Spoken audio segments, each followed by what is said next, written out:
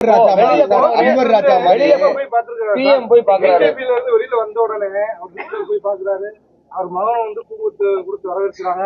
இதனால வந்து தென் மாவட்டத்துடைய ஓட்டுகள் 24 மணி நேரம் பேசுறாங்க. ஏங்க எத்தனை தடவை பார்த்தானுங்க? நான் சொல்லிட்டேன்.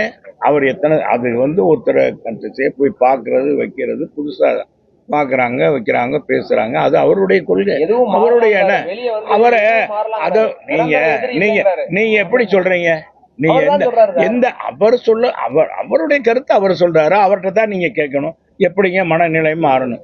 எங்க மனநிலைய சொல்லிட்டோம், எங்களுடைய நோக்கத்தை சொல்லிட்டோம், எங்களுடைய கருத்துக்களையும் உங்களோட பதிவு பண்ணோம்.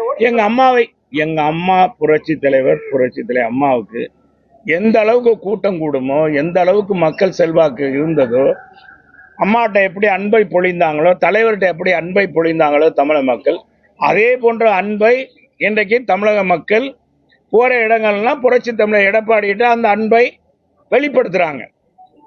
உங்களுடைய ஆட்சி நல்லா இருந்தது, மீண்டும் நீங்க ஆட்சிக்கு வந்த இதை செய்யுங்க, அதை செய்யுங்க அப்படின்னு சொல்றாங்கனாலே அவங்க மனநிலையில் மாற்றம் இருக்குது என்பதுதான் அர்த்தம்.